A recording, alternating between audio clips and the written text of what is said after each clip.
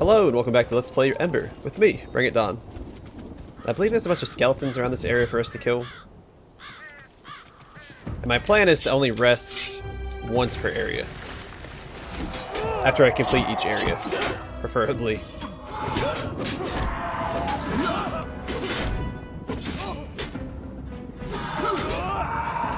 Skeleton did not want me to hit him. Let's get out of here. And there are only a total of 4 companions in the game, I guess including yourself. So 3 companions. You have Corin here. We do get... I guess I won't spoil it. But you get one for every major role. He's the warrior, obviously. Then there's a mage and a rogue, essentially, that you get later on. So My training is paying off. Oh, I'm still alive. a little bit of backstory on the game. The game was a side project, or a passion project. Is actually how it was described. And it took them 10 years to make. Which on paper sounds bad, but when you take into account that this was not their primary job, this is not what they were focusing on.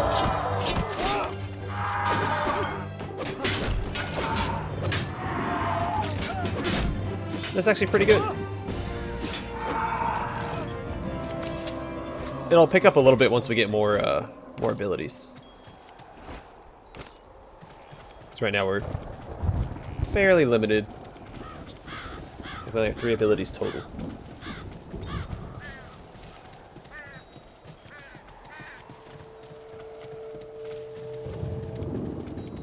Yeah, it's always a good idea to just circle around the edges of the map. There's always stuff. Not always, but usually stuff on the edges. Goddess of Ember, protect me.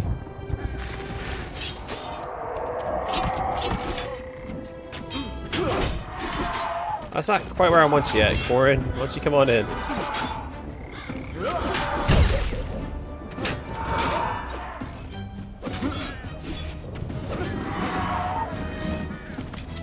I shall need to sharpen my blade after that tussle.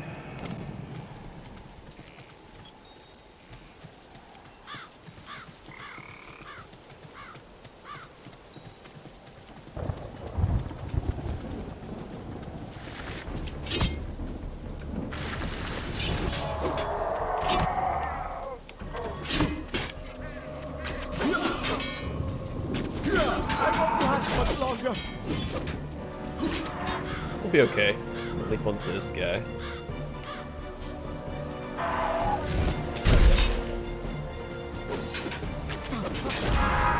There we go. Corin finally leveled up. Then I'll answer my question because I don't know if they get full health back once they level up or not.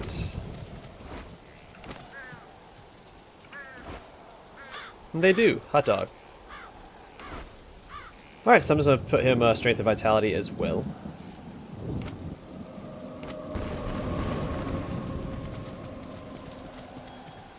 Another cap of light heal. Alright, I will take it. Now, is there anything I missed? Cleared that, cleared those 3. We'll just do a once around on the inner cemetery here, and then head on out.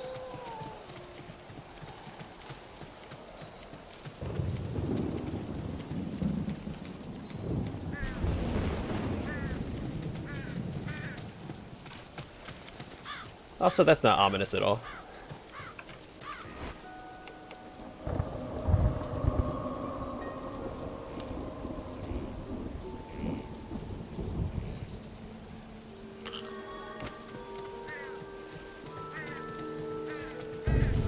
Alright, Northern Forest. Cemetery's right there. This is the first map. A lot of enemies up this way, a bunch of spiderlings. I've read plenty of books on fighting. I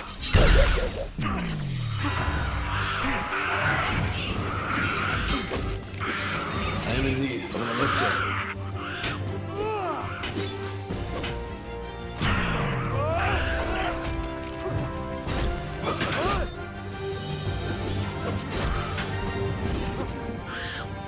I do not remember the 4 spiders being that Are there any more? resilient.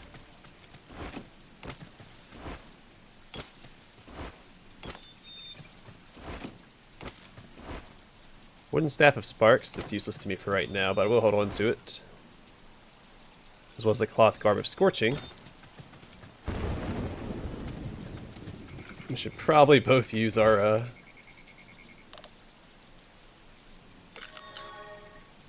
or eat some food.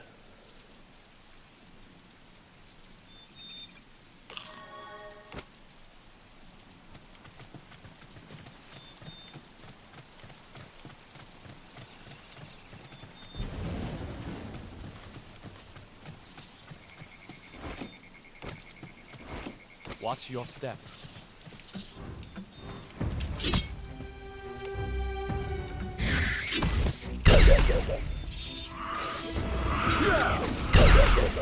Run now! Apologies. Please take that one out, thank you.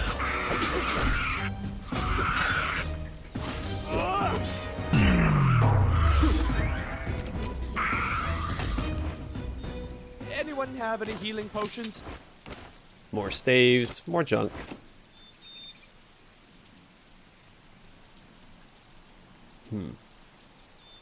That might be worth grabbing. So we're taking a lot more damage than I was expecting. Now I am playing on hard, so normally you wouldn't take this much damage.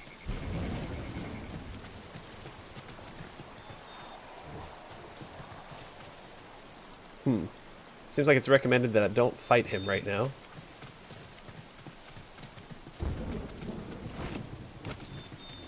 I think if I go back and sell some stuff, I can buy some more food at the merchant at the cemetery.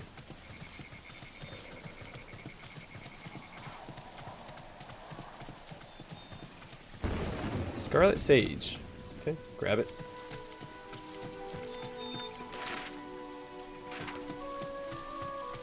Old Kip and his hoe. A tale as old as time. I don't have a pitchfork. I will grab it.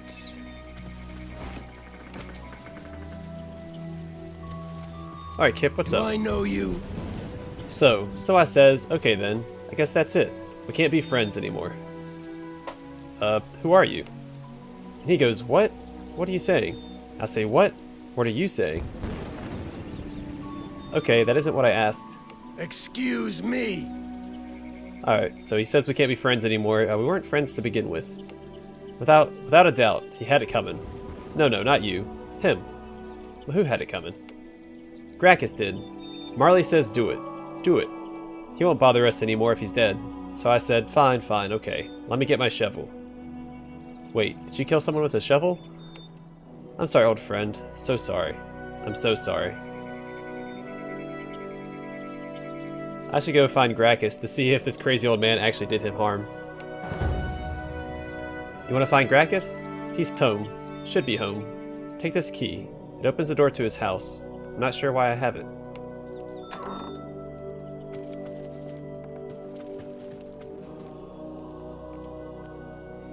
Nice to the bed, you can rest. Gravekeeper's journal. Take the flour, because we can make food with that. Though I don't know any ingredients off the top of my head. Maybe I can make...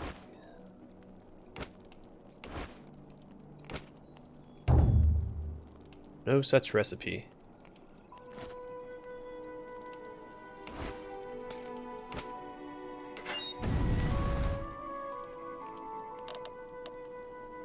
Can I have something else that was raw? Besides the fish? Or am I going crazy? I keep thinking I see stuff that I'm not seeing. I also don't see the flower right now. Here we go. It's under other.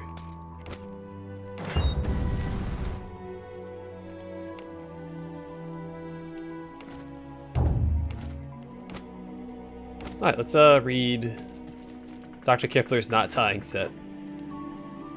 Or no, it's an item. That was a book.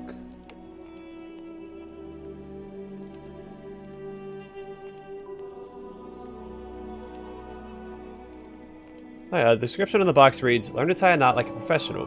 This finely crafted authentic knot tying kit includes several different lengths and thicknesses of rope, and an instructional pamphlet. There we go, not pamphlet. Gravekeeper's journal. 21st of Callio, 64th year, 5th age. Tending this great cemetery has been the honor of my family for generations, but something seems amiss lately. I hear voices while I work, but I can find no one nearby. I swear I see someone out of the corner of my eye, but when I turn to look, no one is there.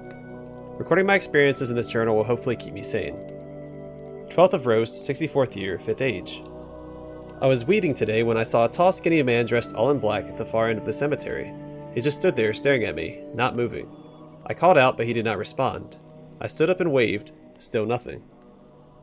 Fearing that he would be a grave robber, I brandished my dagger and began to move towards him. He instantly disappeared. Just poof. Gone. I decided to call it a day. Oops. We're still reading this. 3rd of Kier, 64th year, 5th age. On a supply trip down to the City of Light, I asked Sven at the tavern if he had heard anything weird about the cemetery lately. He laughed and said of course he had heard things. It is a cemetery over a Lightbringer barrow. Not wanting to sound crazy, I laughed along with him, not mentioning the recent strange events I have been experiencing. He did make me wonder though, what if all those dead Lightbringers buried in the barrows are haunting it? 10th of Faced, or Fasty? I don't know. I wish my new friend Marley would eat more. He seems to be wasting away. That's probably why his voice is so hollow. It's good to have company though, and the weird things going on around here don't seem to bother him. 16th of Talvi. I was chatting with Marley on the porch when old man Gracchus from the house across the way stopped by. He asked me to come over for some ale and to talk about old times. He gave me a strange look when I asked if I could bring Marley. 18th of Talvi. Marley keeps trying to talk me out of visiting with Gracchus. I don't know why he doesn't like him. Maybe he resents my longtime friendship with him. 21st of Talvi. I brought cheese over to Gracchus' house so we could have it with the ale he offered.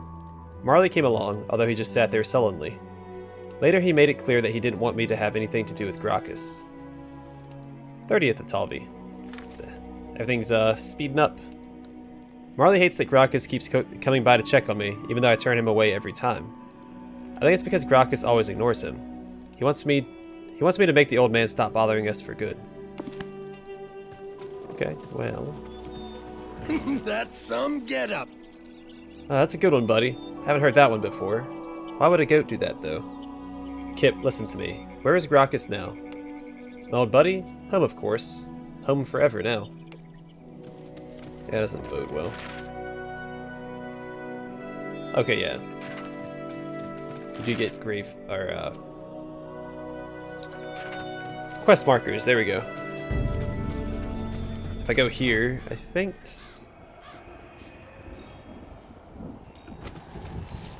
Ooh. What can I do for you? Sell all crude equipment, sell all treasure and junk, and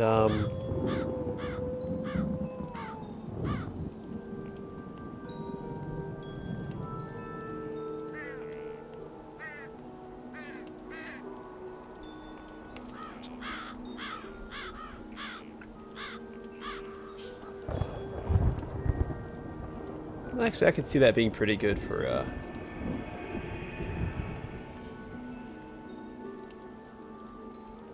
well, let's see, this takes dexterity and intellect, nothing that... Corin can use, so I'm just going to sell it. I'm not going to use a dagger, and probably not going to use a wand for right now. I'm going to keep a spark, the staff, because I don't remember when we get the next companion.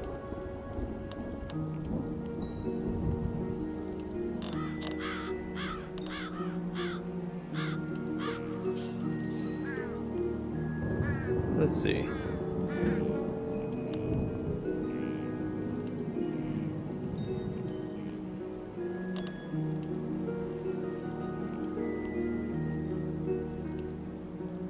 Yeah, I guess I'll buy some grilled carrots.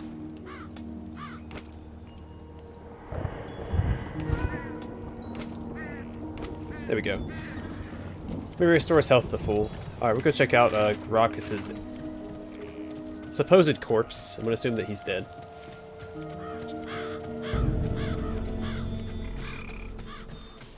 We'll do it once around his house first before we stop one in. I think we should avoid these fellows. Oh, we're still pretty hurt, actually. We should be fine against the wolves.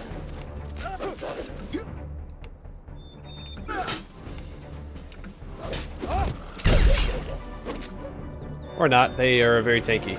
I don't feel very good. This isn't so hard.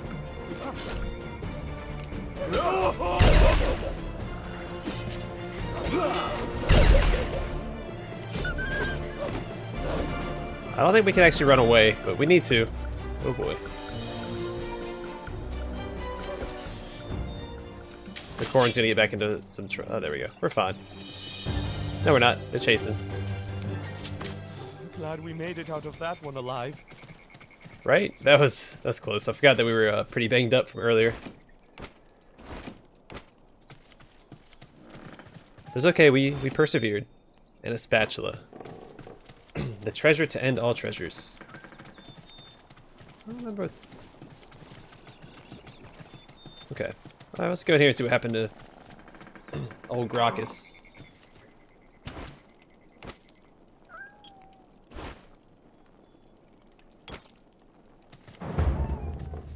Oh, that's supposed to be Gracchus. It looks like he was bludgeoned to death with a shovel. Excuse me, my throat's acting up.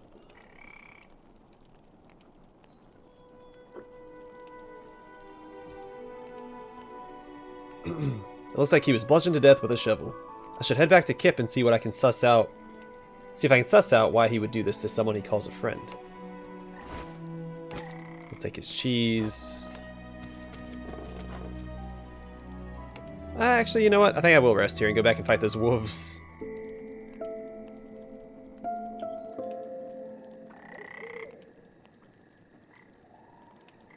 %9 XP boost.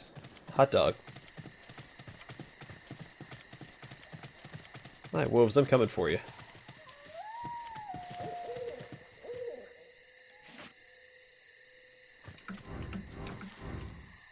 Let's get this over with.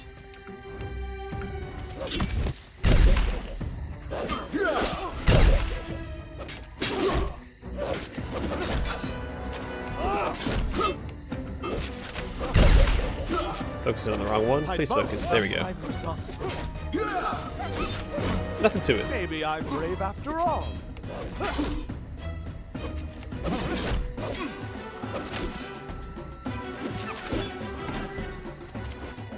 Do you think that will happen, Grant?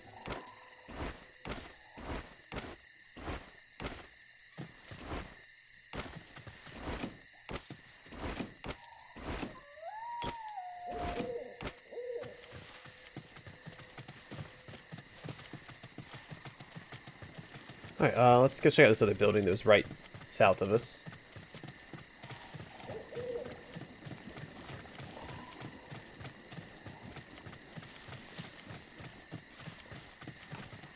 Ooh, a lantern. Pumpkins.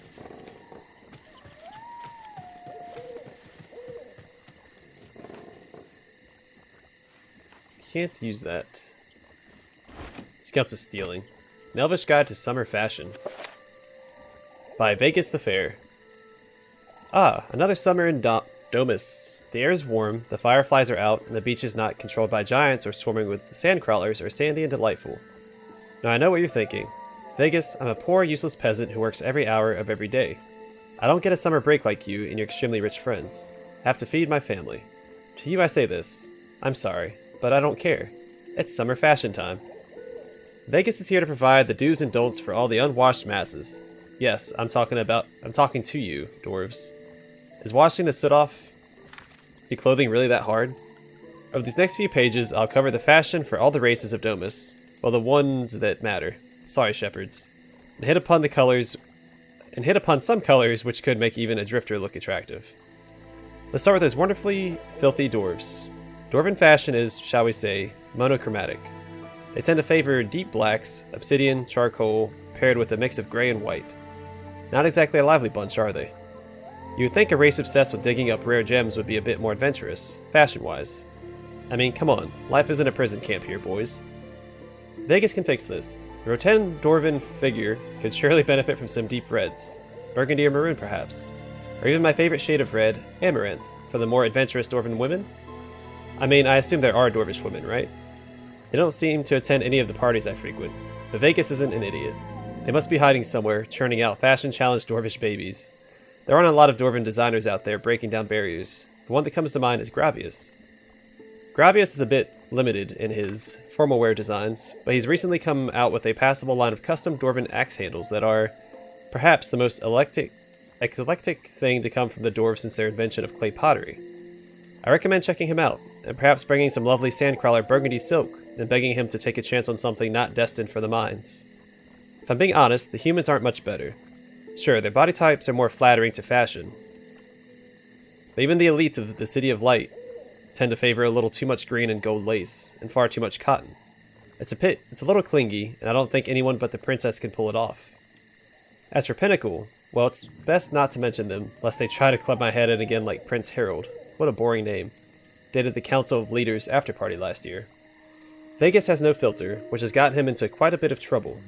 I still see no harm in my asking why the people of Pinnacle insist on dressing like dilapidated servants swaddled in burlap. I mean, who can love brown that much? My advice to humans this summer? Blues, my friends, blues. It brings out your eyes. Try a lovely azure or cerulean. Perhaps you Pinnacle brutes could even handle a little sapphire. As for fabrics, I find well-made linens to be perfect for dealing with the warm days. They should allow you to breathe a bit while you're persecuting the outer reaches of your kingdoms, or smuggling Ember to all your little friends.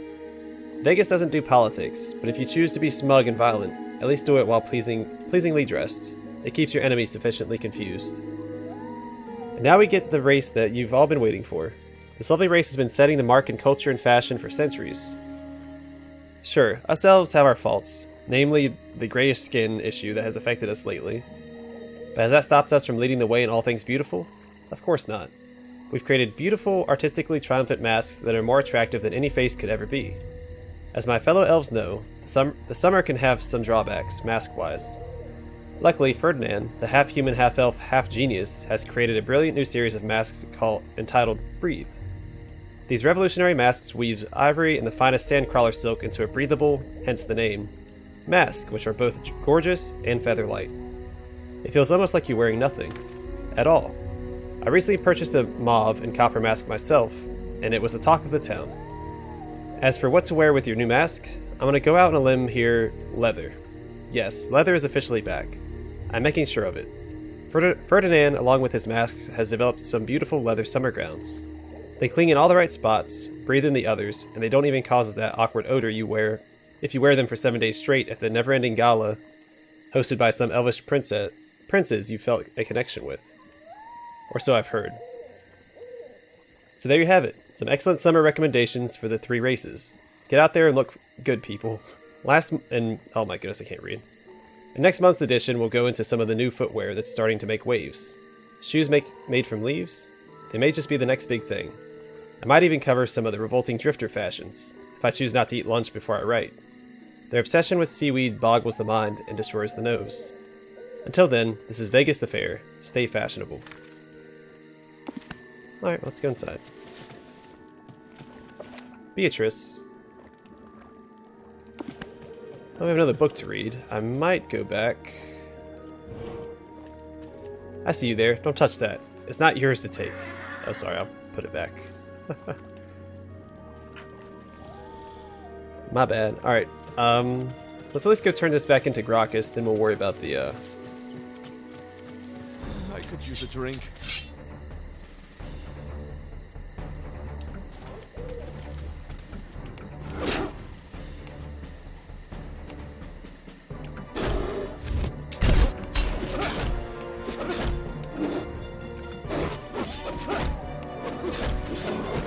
You might need a healer after that one.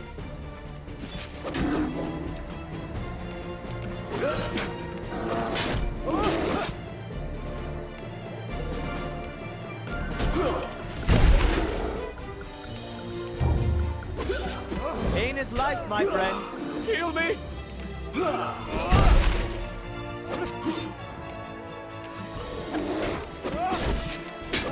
That shut up. Come on, don't be stunned. No, there we go. I will not fail this time. Well, that was close. We'll return to talk to Beatrice after we go and talk to Gracchus about his buddy's death. Not ready to fight those wolves. We have to go. We'll have to heal up first.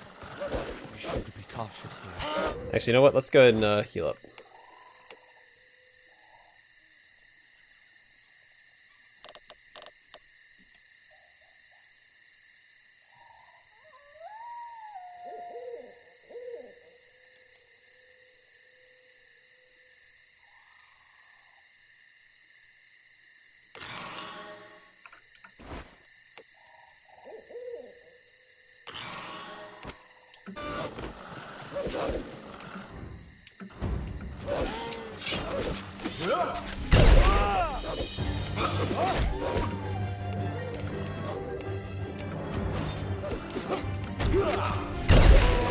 I didn't know I could do that.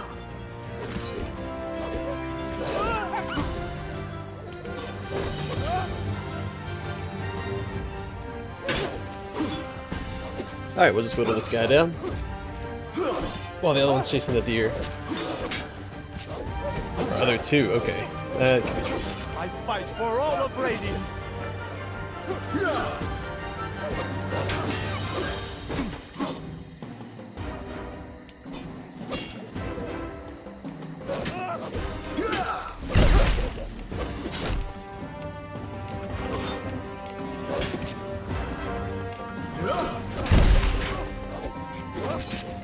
Alright, this isn't going super well. We're gonna have to buy more potions. That's okay. My training is paying off.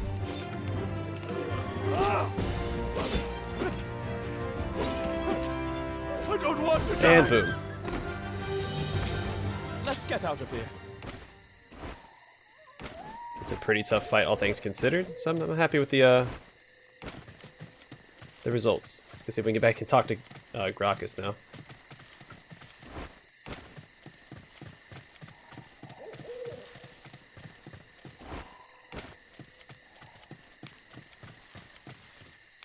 And yes, plants and bodies are marked on the map, so it makes it a little easier to loot everything after you kill everything.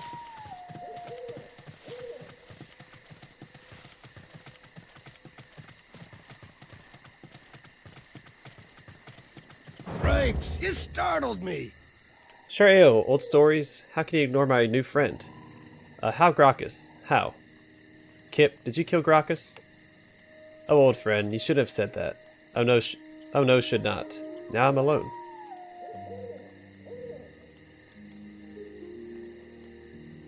You seem remorseful, but I fear you will kill again. You must be dealt with.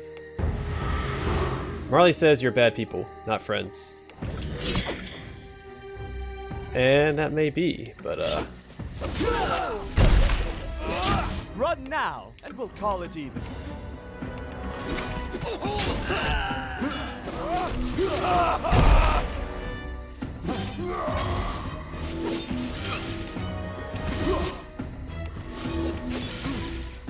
I am in need of an elixir. should be fine for one more. There we go.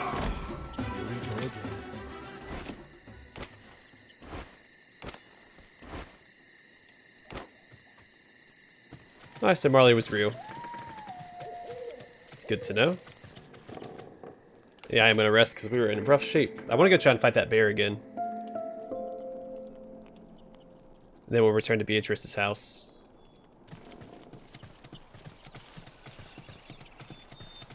I don't honestly think that we can take the bear, but we'll give it a shot. So I do have a quick save option that I haven't been using enough lately.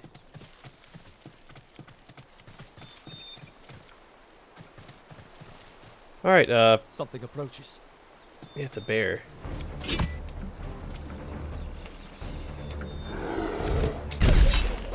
I'd boast, but I'm exhausted. Holy crap, yeah, he's melting Corin. Yeah, no, this isn't gonna work. He's hitting me for like half my health each time. That's not gonna work. Maybe in a level or two we'll be able to take him on. Or when Corin gets some better gear. Which I think he can get down here? There's a tavern somewhere in this area. You can, I think, buy some better gear.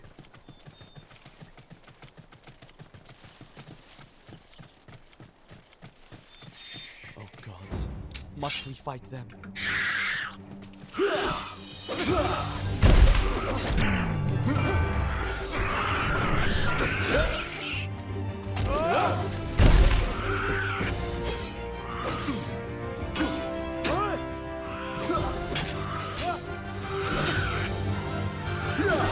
I want to run through all of our mana.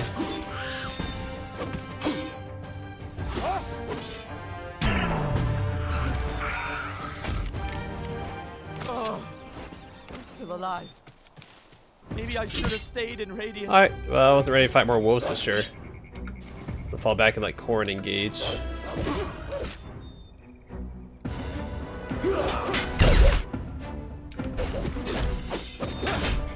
Maybe something worse. This isn't so hard. Alright, and sorry if I'm a little quiet, I am trying to focus. I'm pain. You might need a healer after that.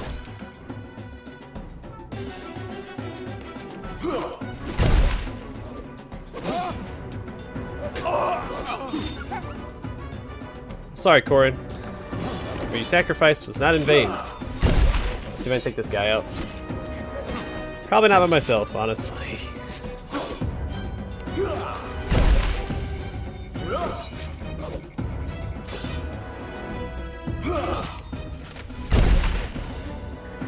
No, I think I got it. Be willing to burn through all my energy. There we go. Live to fight another day. Now, I don't know if he's not getting experience for him going down. No, I think he is.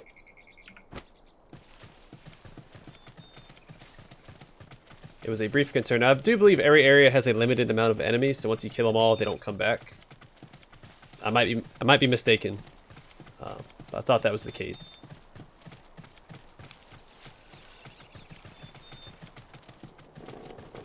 Well, there's Beatrice. We can talk to her real quick. I've already been robbed twice today, thank you. That's close enough, thank you. What are you doing wandering around these parts? I seek the village of Darkwood. Am I on the right path? Darkwood? Yes, it is a bit further east, but nobody goes to Darkwood anymore. Or Ravenholm, for that matter. You must have your reasons, but please be careful.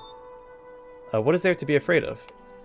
Besides the wolves and the bears, there are packs of wild men living in the woods. Savages, living off the land and harassing common folk such as myself.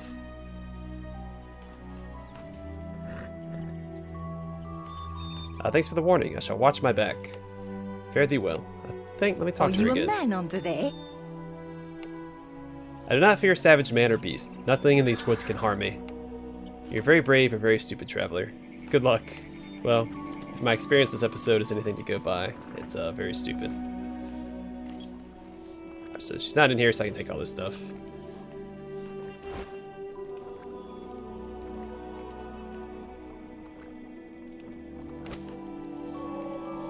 Alright, can dwarves and shards coexist? Another long read. By Bombus. When I was a child, stories of the shards were often used as teaching fables to get young dwarves to listen to their parents, or to clean up after themselves. The shards were supposed to be mythical monsters who snatched bad children away. They weren't real to us, but they were real to my great-grandfather. The village I grew up in was small and very old, but the oldest thing there was my great-grandfather Gorin. He was the last dwarf alive who had fought in the Stone Wars against the shards. Much of his mind had gone. He was prone to fits of babbling and incoherence. But there were days where everything aligned and he was briefly himself. On those days, he would tell me all sorts of stories about the war. The shards were terrifying creatures. They hated sunlight. Their skin had developed a rocky, grayish, charcoalish color and feel. Their eyes were deep red, their teeth were fanged. The armor they designed was made from beautiful gemstones, obsidian, ruby, limestone, jade. The armor was a true work of art, and a standard axe would shatter upon striking it. Worst of all, they were merciless fighters who knew the deep tunnels of the earth better than even the dwarves. The conflict between these two races goes all the way back to their origins. According to the Domus tablets, the stone god Veros created both the shards and dwarves. The shards were born during the Dark Days. They ruled the mountains and caverns unopposed, but there was a great cruelty in them. Moreover, they had a hunger for gems that could never be quenched. The tale goes that the dwarves were made by Varus after the coming of the sun, as a way to perfect his mistakes with the shards. The problem was that both races hungered for the same thing, so it was inevitable there would be disputes deep below the surface. Maybe that's an understatement. From the dwarves' inception, right up to the full-on outbreak of the Stone War, the shards and dwarves fought beneath the soil. The shards often avoided direct combat. They preferred sneak attacks that caught the dwarves by surprise. The dwarves would retaliate. Both sides incurred a lot of painful deaths. Ultimately, the dwarves would win the Stone War, thanks to the assistance from the three races, but even now skirmishes are still common. This brings us to the ultimate question of the article. Can dwarves and shards coexist? As a young child, I once asked a similar question of my great-grandfather Goran. Why did the dwarves and shards have to fight? Could they not find peace and live together? It's a big world after all. He grew quiet for a while, then in a low murmur he told me this story. Towards the end of the war, we sent overtures by messenger to the shards, expressing our desire for peace. We hoped that a treaty could be drawn up, and the territorial disputes could end. Mind you, we weren't exactly sure how the shard hierarchy worked, but we believed that someone important among them would want to end all the killing. Well, the next day, a large force of shards came out of the mountains. Very rare for them. They fired the heads of the messengers into our camp. They were infuriated for some reason we couldn't guess. They attacked, and we were completely unprepared. It was a terrible battle. Many of my friends died. Still, we prevailed. See, the shards' downfall was their lack of numbers. It was very hard for them to reproduce. Their females usually die in childbirth. That's why it made so little sense for them to attack in the open. Now, we had captured one of their generals. Really slippery little bastards, too. Difficult to take alive. I was the lead interrogator. I grilled him all night. Why did you attack the camp? Why did you kill the messengers? Why won't you even consider peace? Why more bloodshed? He just sat there, eyes closed like he couldn't hear me. I lost my temper. I'm not proud to tell you, I started hitting him. Everyone around me was so surprised, they just kind of watched at first. Finally, they pulled me off of him. He spat out blood and he just started laughing. This long, high, clear laugh. My grandfather shivered. I still hear it sometimes. Late at night, when he stopped laughing, he somehow got to his feet. Then he spoke for the first time. He said, "You don't understand, do you? Dwarves are an abomination. They're Varus's great mistake. You are an insult to everything we are. A softer, weaker joke of a species. You destroy everything you touch. You dig deep into the earth, but you don't understand. You will bring about the destruction of Domus. We'll never stop fighting you. Never. You dwarves were sent here to test us. Varus wants to make us prove our worth. We won't fail. There'll be no peace until every dwarf is dust." And he spat on the ground, and he said, and I'll never forget the way he said it, "This was never about territory, never about gems. It was about you." Then, and I have no idea how he did it, like a flash of lightning, he broke free of his chains and grabbed a nearby sword. By the time he killed him, 12 dwarves lay dead at his feet. My great-grandfather Goran stopped talking for a moment. He slowly reached down and pulled up his tunic. Now I never stopped seeing the long, ragged scar that ran across his belly. He rearranged his tunic. Funny, as much as I see that scar, I remember the way his hands looked as he did that. And he said one more thing. After that day, the dwarves no longer spoke of peace. The shards will forever hate us, so we must fight. After that day, great-grandfather and I no longer spoke of shards. There was nothing left to say.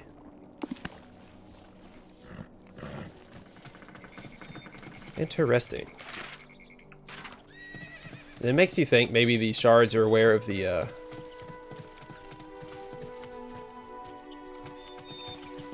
Embers and what they would do with the Embers.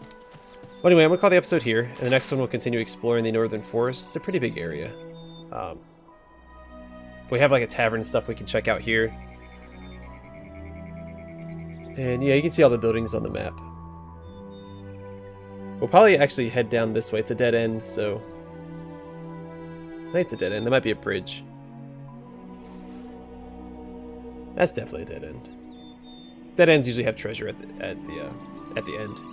Anyway, thanks for watching. I hope to see you guys in the next episode.